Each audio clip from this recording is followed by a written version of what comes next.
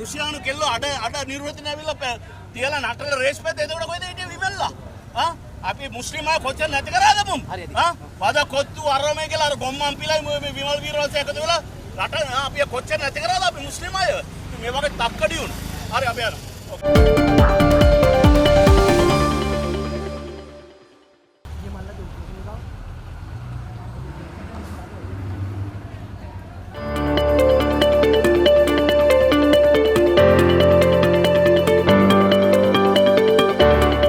අද දින විමල් වීරවංශ මහතාගේ ප්‍රධානත්වයෙන් අධ්‍යාපන අමාත්‍යාංශය ඉදිරිපිට පවත්වනු ලැබූ සත්‍යග්‍රහයට විරෝධතාවයක් එල්ල වුණා.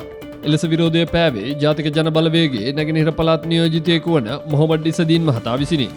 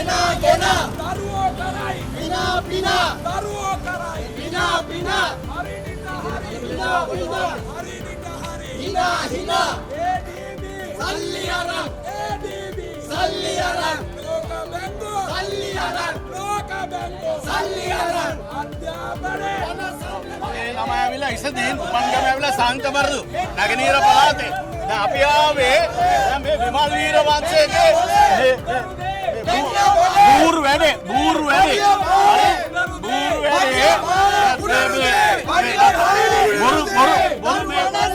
ප්‍රශංසා කරලා මේ හරිනේ අපි හඳු ගන්න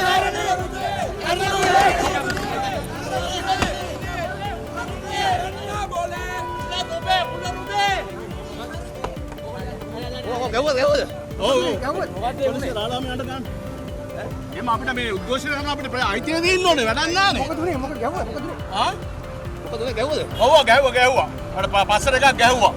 හරි දැන් මං කියන්නේ දැන් මේ විමල් වීරවංශගේ තක්කඩි ගොංකම දැන් ආයෙත් මේ ඇවිල්ලා මාරාන්තික උපවාසයක් කරනවා. හරි මේ මේ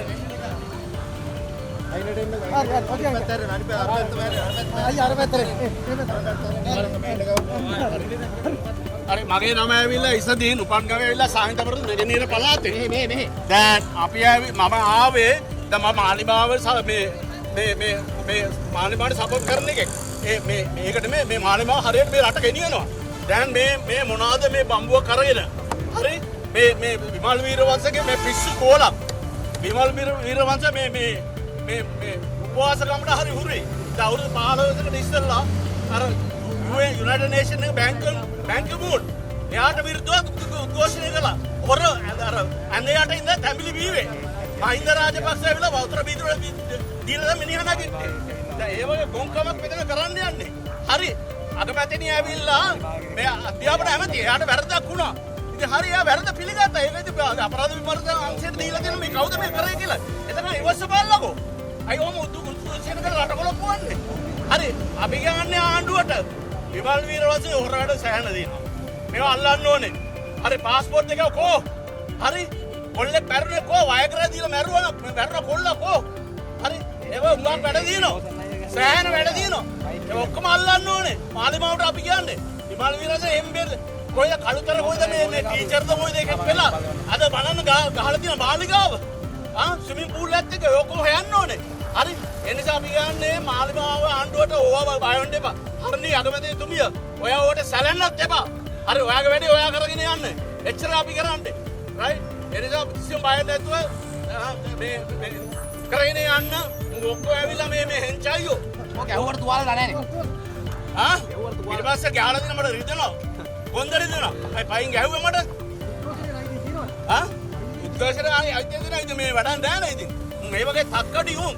හරි මයිවේෝ හයිවේ ඒ වගේ උන් කරගෙන යන්නේ. මේකට පොට්ටුව සම්බන්ධයි. පොට්ටුවන් තමයි ওই පර වැඩ කරන්නේ. හරි ඉතින් විභව විරෝධසලා හිටිය පොට්ටුවත් එක්ක දැන් මුන් ඔක්කොම දන්නවා මුන් ඔක ඇතුළට යන බව. ඒකයි නේද? ඔක්කොම දන්නවා මුන් ඔක්කොම ඇතුළට යන බව. ඒක ඔය බය ඔය දඟලන්නේ. ඕවා හරියන්නේ ඕගලන්ට පාඩමක් උගන්වනවා. ඕගලා මොනවා කරවත් ඕගලා යනවා ඇතුළට යනවාමයි. එච්චර මට කියන්න තියෙන්නේ. ඔව්. මාලිමාවට ජය වේවා! මාලිමාවට ජය වේවා! මාලිමාවට ජය වේවා! අපේ අගමැතිතුමියට ජය වේවා! අපේ අගමැතිතුමියට ජය වේවා! බලා තොලච්ච වෙලා පළ! හයි බලා මේ මහරජු උපවාස එහෙම තොලච්ච වෙලා පළ විමලේ! ඔගේ ගොම් බූරුවෙක් ඕඩ හරකෙක් පළ තොලච්ච වෙලා එහෙම පළ! එච්චර කියන්න දෙන ජය වේවා මාලිමාවට! සුම්බුම් මේ විරුද්ධ පක්ෂයේ සුම්බුම් කල්ලියක් මෙතන ඉන්නේ. තනියෙන් ඇවිල්ලා තියෙන්නේ. ඒත් එහෙම තනියම තමයි අපි කරන්නේ.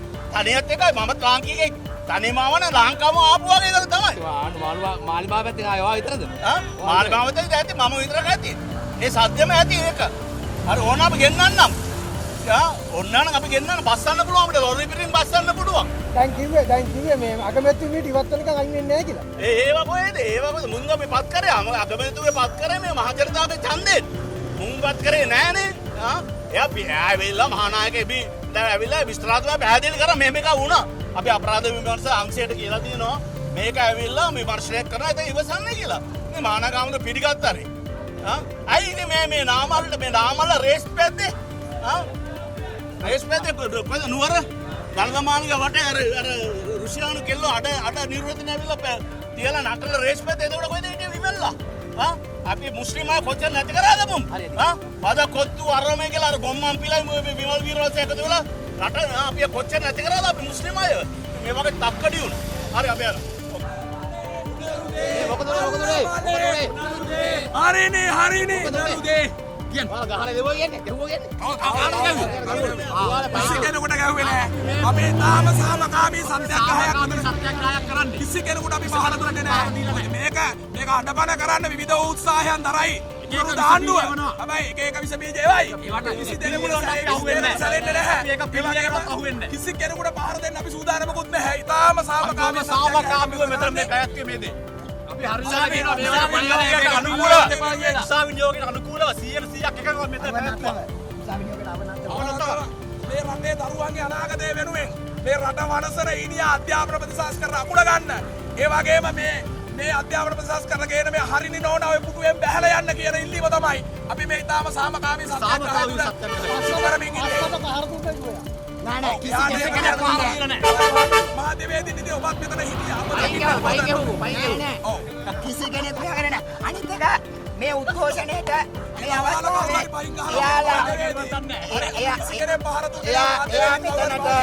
එයා මෙතනට මාලිමාවේ බෝඩ් එකක් අරගෙන එන එක සුදුසුද මාධ්‍යවේදී ඔබ කියන්නේ මොකද අදහස දැන් මේ අතර මේ මාලිමාවේ කියලා මාලිමාවේ මොකද උනේ ඒක කිසි ගණන් ගන්න අපි මේ වගේ දේවල් වෙනවා.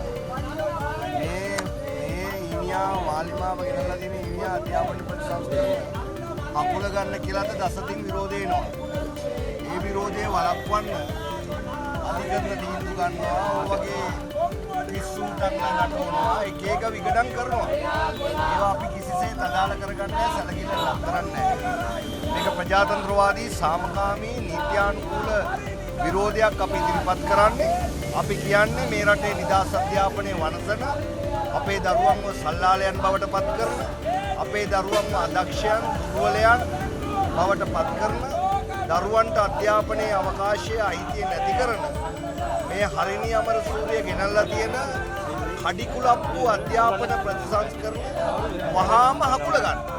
අද ඒගොල්ලොත් පිළි අරන් තියෙනවා ඒකේ ගොඩාක් අඩුපාඩු තියෙනවා කියලා. ඒක වැරදි කියලා. ඒක විකාරූපී.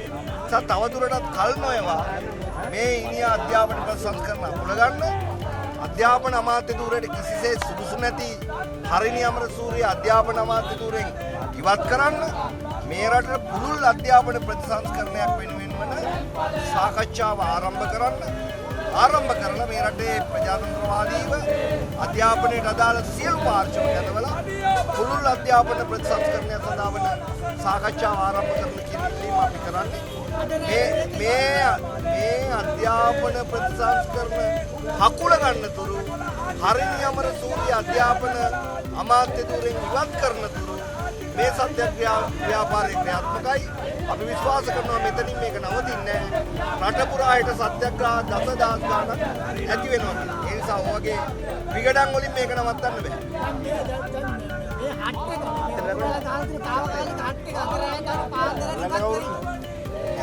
අපි දැන් අධිකරණ නියෝගයක් ආවා. ඒ අධිකරණ නියෝගයට අපි මුළුමනින්ම අවනත වුණා. ශබ්ද විකාශන යන්ත්‍ර පාවිච්චි කිරීම අපි අත්හැරියා. අපි ශබ්ද විකාශන යන්ත්‍ර වලින් කරන්න ඕන වැඩේ මස් කටින් කරනවා, යකඩ කටින් කරන්න බැරි වෙච්ච වැඩේ මස් කටින් කරනවා. මේක ඊටාම නීත්‍යානුකූල විරෝධතාවයක්, ප්‍රජාතන්ත්‍ර විරෝධතාවයක්.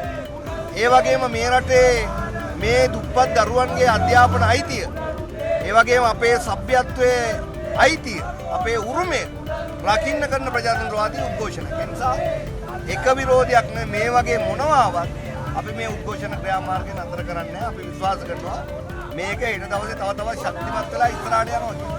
අගමැතිතුමියක් කිව්වේ ඒගොල්ලෝ මේ කරන දේෙන් තවත් ශක්තිමත් වෙනවා.